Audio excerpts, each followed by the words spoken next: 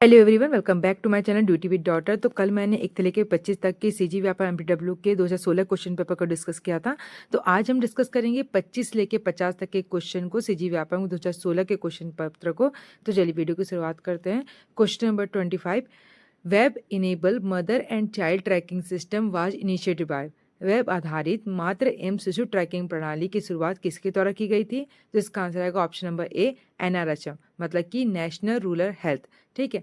Maternal and child trekking जो system है ना, उसको क्या की शुरुआत वर्ष 2009 में एनआरएचएम के तहत की गई थी, ताकि गर्भवती महिलाओं और शिशुओं की देखभाल, उसका टीकाकरण, स्वास्थ्य सेवाओं को ट्रैक किया जाए। ठीक है। तो क्वेश्चन नंबर 25 का आंसर क्या आएगा? एमसीटीएस मतलब कि mother and child tracking system को कब इनिशिएट किया गया था? तो एनआरएचएम के थ्रू इसको इनिशिएट किया गया था 2009 में। क्यों किया गया था? ताकि गर्भवती महिलाओं और उसके शिशुओं की देखभाल, उसका टीकाकरण और स्वास्थ्य सेवाओं को ट्रैक किया जाए। नेक्स्ट है question number 26, a chemical that is use to kill bacteria. ठीक है। ऐसा रासायनिक पदार्थ जो जीवाणुओं को नष्ट करता है, उसे क्या कहते हैं? तो उसे कहा जाता है बैक्टीरिसाइडल। ठीक है। बैक्टीरिसाइडल पद वो केमिकल होता है जो बैक्टीरिया को मारता है। ठीक है। और बैक्टो जो स्टैटिक्स होता है ना, जो यहाँ पे बी दिया है, जो बैक्टो स्टैटिक जो होता है वो केवल वृद्धि को रोकता है। ठीक है। स्टाइल जो करता है पूरा स्पोर्ट्स को मारता है। ठीक है। तो क्वेश्चन नंबर 26 का आंसर क्या आएगा? A chemical that is use to kill bacteria, मतलब कि ऐसा रासायनिक पदार्थ जो जीवाणु को नष्ट करता है, उसे क्या करते हैं? उसे बैक्टीरियोसाइडल कहते हैं। Next question number 27, a appropriate test to assess prevalence of tuberculosis. TB के प्रसार दर को जानने के उपयुक्त जांच कौन सी करनी चाहिए? तो टीबी के लिए अप्रोप्रिएट टेस्ट कौन सा है? Answer number A, sputum examination. ठीक है।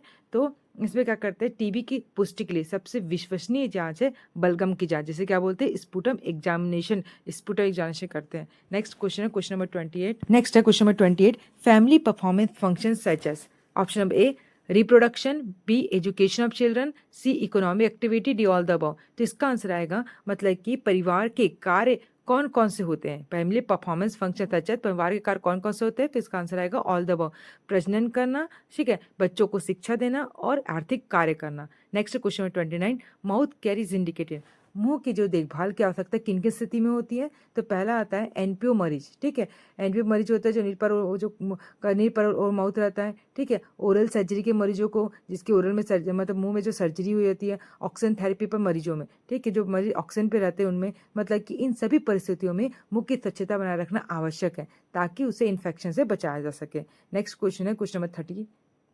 Question number 30, commonest agent causing diarrhoea इन इन्फेंट, मतलब कि शिशुओं में दस्त का सामान्य कारण क्या है? तो इसका आंसर आएगा रोटा वायरस। ठीक है। रोटा वायरस शिशुओं में डायरिया का सबसे मेन कॉज करता है। तो क्वेश्चन नंबर 30 का आंसर क्या आएगा? B. Next question number 31, vaccine contraindicated pregnancy, गर्भावस्था के दौरान कौन सा टीका निषेध रहता है? तो इसका आंसर आएगा ऑप्शन नंबर सी, मिजल्स। जो मिजल्स होता है वो लाइव एटेन्यूएटेड वैक्सीन होता है। मिजल्स या रूबेला क्या होता है? जब गर्भवती महिला इसे लेगी तो क्या करेगा? वो प्लेसेंटा को क्रॉस करके शिशु को नुकसान पहुंचाएगा।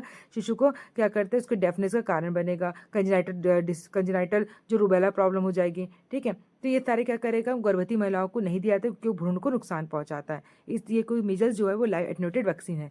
तो कौन सी वैक्सीन कंट्राइंडिकेटेड प्रेगनेंसी में? तो इसका आंसर आएगा answer number C, measles. Next question है question number 34, daily iodine requirement for normal adult. Iodine की मात्रा कितनी देना चाहिए नॉर्मल एक वयस्क व्यक्ति को? तो एक वयस्क व्यक्ति को, सामान्य वयस्क को प्रतिदिन लगभग 100 से लेकर 150 माइक्रोग्राम आयोडीन की आवश्यकता होती है, ताकि थायराइड का जो हार्मोन होता है सामान्य रूप से बना रहे। तो क्वेश्चन नंबर 32 का आंसर आएगा बी।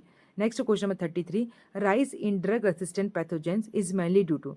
तो इसका आंसर आएगा answer B, excessive inappropriate use of antibiotic, मतलब कि जो औषध प्रतिरोधी जीवाणु की वृद्धि का मुख्य कारण क्या है? तो इसका आंसर है बिना डॉक्टर की सलाह एंटीबायोटिक का अत्याधिक या गलत उपयोग करना। ठीक है। तो क्वेश्चन नंबर 33 का आंसर क्या आएगा? औषध प्रतिरोधी जीवाणु की वृद्धि का मुख्य कारण है ऑप्शन नंबर बी, एंटीबायोटिक का अत्याधिक या गलत उपयोग, मतलब बिना डॉक्टर की सलाह के एंटीबायोटिक लेना या उससे अधिक खुराक लेना रेसिस्टेंस को बढ़ाता है।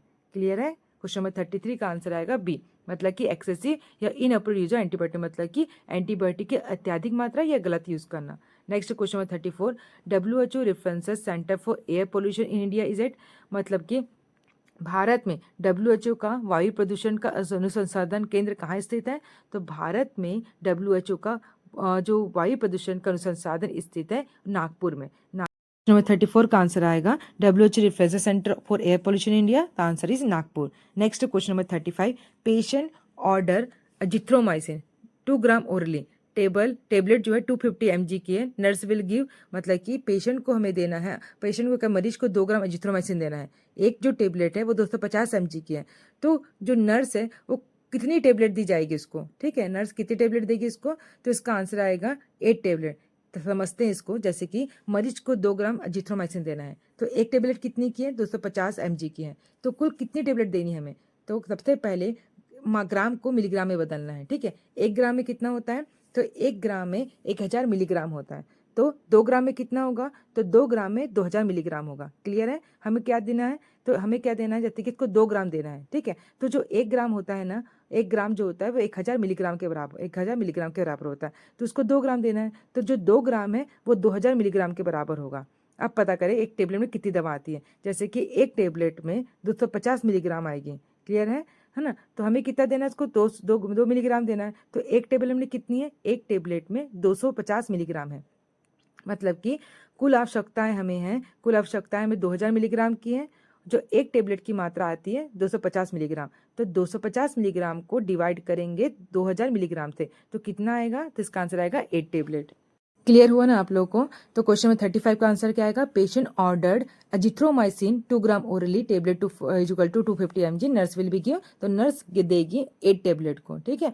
अगर मरीज को 2 ग्राम टेबलेट एडवाइस की गई, मतलब अगर मरीज को 2 ग्राम क्या है अजिथ्रोमाइसिन देना है और एक टेबलेट अगर 250 mg है, तो नर्स को कितने टेबलेट देगी, तो नर्स उसको 8 टेबलेट देगी। मैंने आपको कैलकुलेशन बताया था, इसमें कोई डाउट होगा तो मुझे कमेंट करके पूछ सकते हैं, ठीक है। नेक्स्ट क्वेश्चन की तरफ चलते हैं, क्वेश्चन नंबर नेक्स्ट है 36, level of prevention for people without risk factor, ठीक है। जिन लोगों में कोई जोखिम कारक नहीं, मतलब कोई रिस्क फैक्टर नहीं है, उसके लिए रोकथाम का स्तर कौन सा है, तो इसका आंसर आएगा ऑप्शन नंबर ए, प्रीमोडियल प्रिवेंटेशन, ठीक है। प्रीमोडियल प्रिवेंटेशन का मतलब होता है डिजीज या उसके रिस्क फैक्टर उत्पन्न होने से पहले ही उसे रोकना, ठीक है। यानी कि जब व्यक्ति पूरी तरह से स्वस्थ है और अभी उसको कोई बीमारी या कोई जोखिम कारण मौजूद नहीं है, तब हम उसके जीवन शैली, जैसे कि इसके लाइफस्टाइल में बदलाव करते हुए इससे आगे चलकर कोई बीमारी विकसित ना हो, उसे क्या करते हैं प्रीमोडियल प्रिवेंटेशन करते हैं, मतलब उसके लाइफस्टाइल में चेंज करना, है ना, हेल्दी लाइफस्टाइल लेना, एक्सरसाइज करना, अच्छे से खाना खाना, अच्छी हेल्दी डाइट लेना, ये सब क्या कहलाता है, प्रीमोडियल प्रिवेंटेशन का हिस्सा है। Best vaccine for rabies in human, मतलब कि जो मनुष्य में रेबीज के लिए सबसे अच्छी वैक्सीन कौन सी है, तो इसका आंसर आएगा option number C, human diploid cell vaccine, ठीक है। यह वैक्सीन जो होती है सबसे सुरक्षित और सबसे प्रभावी मानी जाती है, तथा WHO क्या करता है, उसको अनुशंसित करता है, मतलब कि जो बेस्ट वैक्सीन है रेबीज के लिए उसको होते हैं ह्यूमन डिप्लॉयड सेल वैक्सीन कहा जाता है। बेस्ट, इसका आंसर क्या आएगा, 37 का answer number C, human diploid cell vaccine. Next question है क्वेश्चन नंबर 38। नेक्स्ट क्वेश्चन है question number 38, ilium, ischium and pubic from, ठीक है, मतलब कि इलियम, इशियम और प्यूबिस मिलकर क्या बनाते हैं, तो इसका आंसर आएगा ऑप्शन नंबर डी, इनोमिनेटिव बोन, ठीक है। हमारे शरीर की जो पेल्विक बोन है, जिसे आमतौर पर हिप बोन या इनोमिनेटिव बोन कहा जाता है, ठीक है। वास्तव में क्या होता है, ये 3 हड्डियों से जुड़ने से बनता है, जैसे कि इलियम जो सबसे ऊपर और सबसे बड़ी होती है, जो कमर की ओर और फैलती है, कमर के दोनों ओर फैलती है, ठीक है। सेकंड होता है इशियम, ये नीचे की ओर स्थित होता है, जिस पर बैठते हैं वह भाग यही होता है, ठीक है। और प्यूबिस मतलब कि आगे की ओर होता है, जो दोनों हड्डियों को मिलकर प्यूबिस सिम्फिसिस बनाती है। तो ये तीनों हड्डियां क्या, तीनों हड्डियां जोड़कर मिलकर क्या बनाता है, इनोमिनेटिव बोन बनाती है। क्लियर है। Next question 39, dietary measure preventing reflexes, मतलब कि इजोफेगल जो रिफ्लेक्स को रोकने के लिए उचित आहार उपाय क्या है, तो answer number B, eating small frequent meal, मतलब कि छोटे छोटे भोजन को बार बार करना, मतलब कि छोटे छोटे अंतराल में भोजन को करने से पेट में दबाव कम होता है और रिफ्लेक्सेस कम होगा, मतलब कि ज़्यादा खाना एक साथ नहीं खाना है, हमें छोटे छोटे थोड़ा करके खाना है, ठीक है। अगर ज़्यादा खा लेंगे तो क्या होता है, रिफ्लेक्स क्या करेगा, दबाव ज़्यादा होगा, तो दबाव कम करने के लिए, पेट में दबाव को कम करने के लिए क्या करना है, छोटा छोटा थोड़ा थोड़ा भोजन को करते रहना है, ठीक है। नेक्स्ट क्वेश्चन है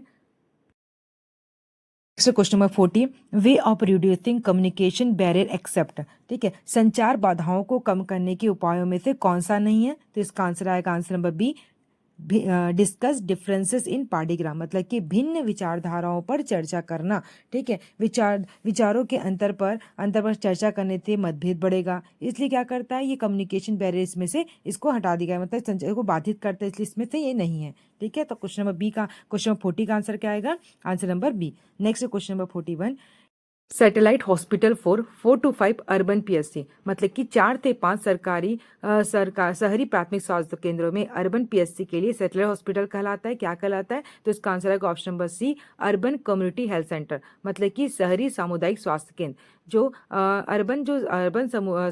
शहरी सामुदायिक स्वास्थ्य केंद्र होते हैं ना, वो शहरी क्षेत्र में सेकेंडरी लेवल स्वास्थ्य सुविधा प्रदान करता है। ठीक है, तो शहरी क्षेत्र में जो होता है अर्बन कम्युनिटी हेल्थ सेंटर, वो क्या करता है सेकेंडरी लेवल की स्वास्थ्य सुविधाओं को प्रदान करता है। तो क्वेश्चन नंबर 41 का आंसर क्या आएगा?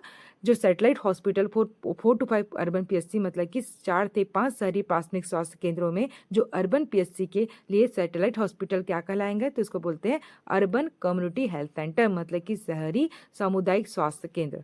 नेक्स्ट क्वेश्चन की तरफ चलते हैं, क्वेश्चन नंबर 42, कॉमनेस्ट माल प्रेजेंटेशन, मतलब सबसे कॉमन माल प्रेजेंटेशन कौन सा है? तो इसका आंसर आएगा option number D, bridge presentation. क्या होता है ब्रिज प्रेजेंटेशन में? शिशु के ना सबसे पहले पैर आते हैं, ठीक है, पैर या नितंब पहले आते हैं, जो सबसे सामान्य गलत प्रस्तुति है। ठीक है, जो सबसे बेस्ट प्रेजेंटेशन होता है ना, वो वर्टेक्स प्रेजेंटेशन होता है, और सबसे जो माल प्रेजेंटेशन होता है वो होता है ब्रिज प्रेजेंटेशन। तो ब्रिज प्रेजेंटेशन में सबसे पहले बच्चे का सिर आता है, ठीक है, सिर आता है। तो जैसे कि इसमें जो प्रेजेंटेशन होता है, vertex presentation, brow presentation, face presentation, vertex presentation, breech presentation होता है ना, तो सबसे माल प्रेजेंटेशन, सबसे कॉमन माल प्रेजेंटेशन वो कहलाएगा ब्रिज प्रेजेंटेशन।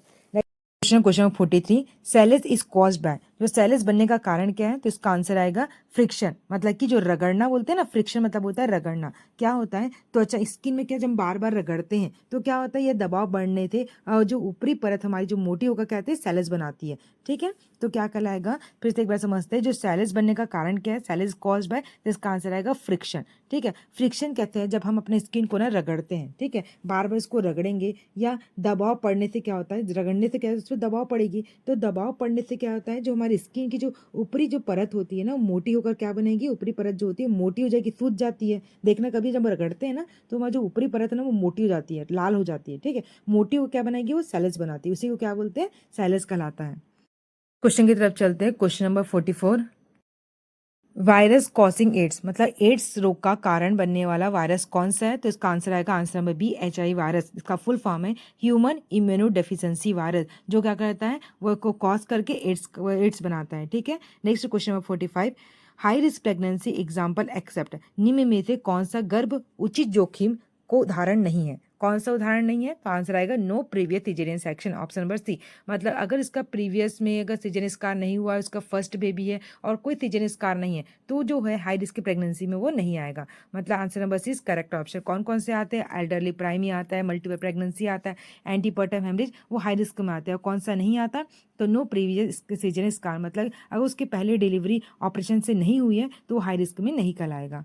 ठीक है, नेक्स्ट क्वेश्चन चलते हैं, question number 46, principle of family health nursing. ठीक है, मतलब कि परिवार स्वास्थ्य नर्सिंग का सिद्धांत क्या है? तो परिवार स्वास्थ्य नर्सिंग का सिद्धांत है option number C, need based care, मतलब कि आवश्यकता आधारित देखभाल करना, परिवार की स्वास्थ्य आवश्यकताओं के अनुसार सेवा देना फैमिली हेल्थ नर्सिंग का मुख्य सिद्धांत है। क्लियर है? तो principle of family health nursing का आंसर क्या आएगा? Need based care. ठीक है, question 47, not a body building food, इसमें निम्न में से कौन सा बॉडी बिल्डिंग फूड नहीं है? तो इसका आंसर आएगा आलू चिप्स। ठीक है, पोटैटो चिप्स जो है, मतलब चिप्स में प्रोटीन नहीं होता, ये केवल ऊर्जा मतलब कि फैट और कार्बोहाइड्रेट देता है। तो बॉडी बिल्डिंग फूड कौन सा नहीं है? तो पोटैटो चिप्स। कौन सा होता है? अंडा में प्रोटीन होता है, मांस में होता है, मूंग दाल में प्रोटीन होता है। जो प्रोटीन होता है ना, प्रोटीन का ही दूसरा नाम क्या है? बॉडी बिल्डिंग बोला जाता है। तो प्रोटीन क्या है? बॉडी बिल्डिंग फूड है। तो प्रोटीन किस में होता है? अंडा में होता है, मांस में होता है, मूंग दाल में होता है। और जो आलू चिप्स होता है ना, उसमें फैट और कार्बोहाइड्रेट होता है, जो ऊर्जा देता है, फैट और कार्बोहाइड्रेट देता है। क्लियर है? नेक्स्ट क्वेश्चन की तरफ चलते हैं, question number 48, maintenance of posture by, ठीक है, शरीर का संतुलन और पॉस्चर को कौन नियंत्रित करता है? तो इसका आंसर आएगा cerebellum. Answer number B cerebellum. Cerebellum जो होता है वो शरीर का संतुलन बनाता है ना, पॉस्चर को मेंटेन करता है और कोऑर्डिनेशन में क्या करता है? हेल्प करता है। तो क्लियर है ना, मेंटेनेंस ऑफ पॉस्चर को कौन मेंटेन करता है? Answer number B cerebellum. वो क्या करता है? बॉडी में संतुलन बनाता है, पॉस्चर को मेंटेन करता है और कोऑर्डिनेट करने का काम करता है। Next question number 49, good AV aids is all except. अच्छा ऑडियो विजुअल साधन एविएट कैसा होना चाहिए? जो इनमें से नहीं है। तो गुड एविएट जो होता है ना वो पर्पसफुल होता है, एक्यूरेट होता है, इम्प्रोवियस्ड मतलब कि सुधार योग्य होता है। और कौन सा नहीं होना चाहिए? तो कॉम्प्लेक्स और डिफिकल्ट नहीं होना चाहिए। मतलब एक अच्छा एविएट जो हमेशा सरल होता है, जो समझने योग्य होना चाहिए, ठीक है, कॉम्प्लेक्स और डिफिकल्ट नहीं होना चाहिए। तो एक्सेप्ट मतलब होता है इनमें से कौन सा नहीं है। एक्सेप्ट मतलब होगा कि इनमें से कौन सा जो नहीं है, ठीक है, ये आएगा इसमें। तो कौन सा नहीं है? तो इसमें है कॉम्प्लेक्स और difficult. Next question, question 50, total cervical thoracic और लंबर वर्टिब्रा, मतलब कुल सर्वाइकल, थोरैसिक और लंबर कोशिकाओं की संख्या कितनी होती है? तो टोटल होती है 24, ठीक है। जो 7 होता है वो टोटल जो 7 होता है वो सर्वाइकल होता है, 12 जो होता है वो थोरैसिक होता है और 5 लंबर होता है। मतलब कि टोटल 24 वर्टिब्राज होती है, ठीक है। तो कुल कितनी होती है? कुल सर्वाइकल, थोरैसिक और क्या कहते हैं लंबर की वर्टिब्रा कितनी टोटल मिला के कितनी होगी? तो टोटल मिला के 24 होगी। सर्वाइकल होता है 7, थोरैसिक होता है 12 और लंबर होता है 5 लंबर होता है। 7 सर्वाइकल होता है, 12 थोरैसिक होता है और 5 लंबर होता है। टोटल मिला के 24 बनते हैं। क्लियर है? तो गाइस ये थे अभी आज के लिए 25 से 50 तक के आपके सीजी व्यापनी 2016 के क्वेश्चन पेपर। आगे के मैं नेक्स्ट वीडियो में लेके आऊँगी। आप लोग को ये वीडियो कैसे लगी कमेंट करके, लाइक करके जरूर बताना।